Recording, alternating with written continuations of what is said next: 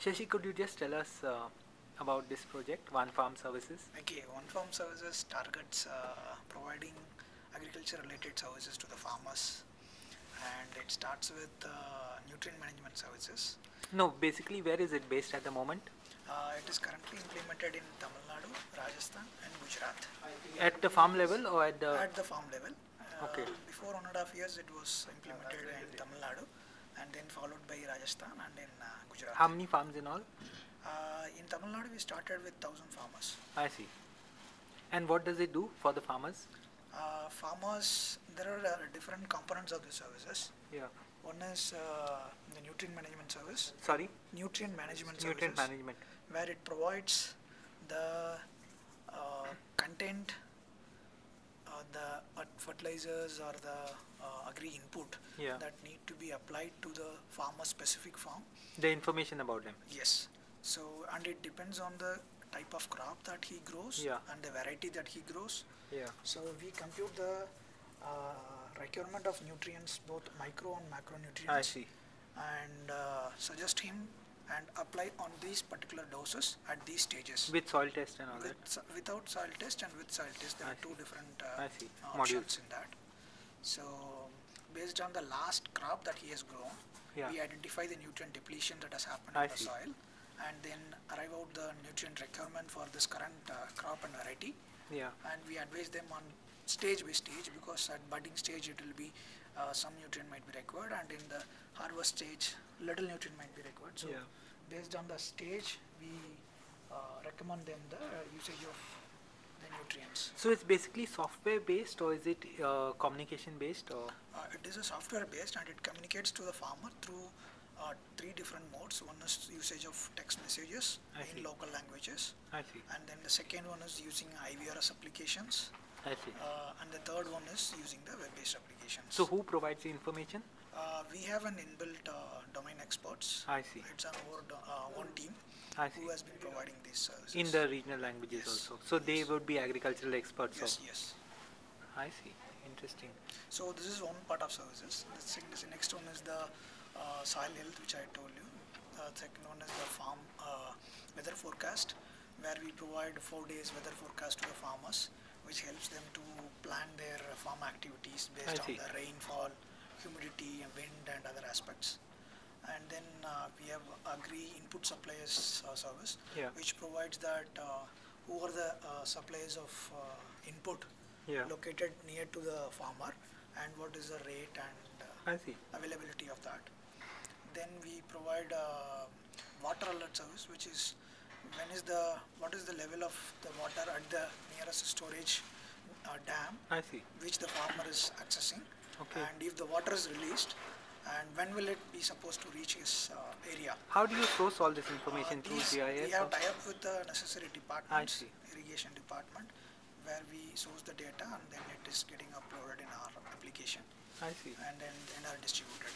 Interesting. Quite complex. So, yeah, it is. But does it mean that only a big farmer or medium-sized farmer would be able to benefit from this? Or? No, this is like even an half acre, the person who owns half acre also gets the same service. I see. And the cost aspect? Cost aspect, there are 3 different types of services. Yeah. One is the gold card service, which is like 4-month period of service. It is 1 year period of service, where it provides you the entire set of 7 different set of services for complete 1 year. And second one is this is costing around 240 rupees per annum. Second one is the green card service, where it is specifically for 4-month period, which is other words it is for 1 season.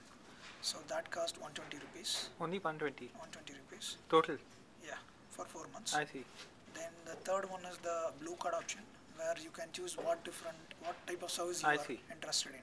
Say if you are only interested in weather forecast, you can just go for that. And but wouldn't it make more sense to work with the state agricultural board as a whole, where they could, agriculture department? No, that is right, but initially they will not, ready to accept it while it is in a conceptual stage.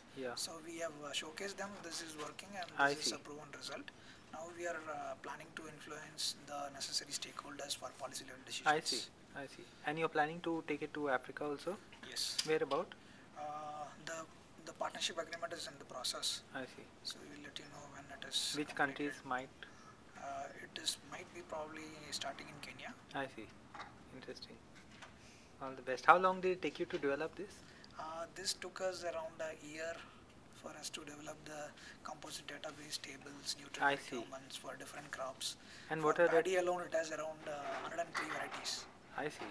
So it's a complicated system. And what are the technologies involved? I mean, what are the platforms? Open source. I see. So our application is based on PHP and Postgres. I see. And it runs on a Linux server. Program where? The server is hosted in our Madurai office. Which? Oh, sorry. Madurai office. Madurai office. Yeah, it runs on Linux edition. RHEL. And a little bit about Ekgaon. Ekgaon is a software company which is where we are trying to provide solutions that would work in rural areas. It can be in any domain or in any platform. Yeah. But we want to provide an innovative solutions that could work in rural areas. What are the other options? Any other products or packages that? There are quite a number of other products available with us. In what? Which is first we started our work with microfinance. I see. So we have a self-help MIS solution, which is an online-based application.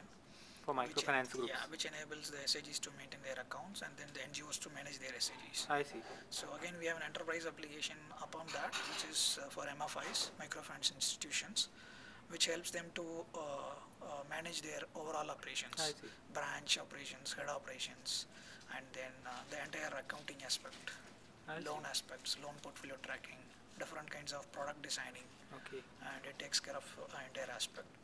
Then we have governance service, e-governance service, where we try to track the entitlements that is being provided to a citizen, such as PDS, public distribution supplies, and pension distributions, widow pension, old age pension, HIV pension, etc. And then third one is on the NREGA, which is now renamed as Mahatma Gandhi Rural Employment Guarantee Program.